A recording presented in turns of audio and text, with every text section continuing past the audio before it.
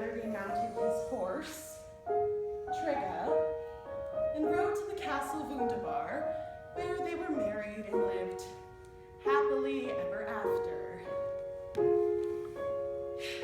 Well, I'm glad.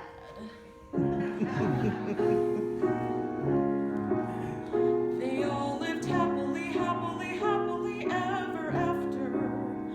The couple is happily leaving the chapel eternally tied. When the curtain descends, there is nothing but loving and laughter.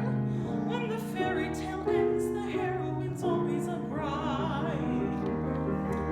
Ella, the girl of the cinders, did the wash on the walls and the windows, and she landed a prince who was brawny and blue-eyed and blonde. Still, I honestly doubt that she could ever have done it without that crazy lady with the wand. Cinderella had outside help.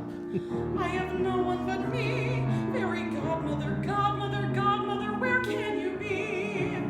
I haven't got a fairy godmother. I haven't even got a godmother.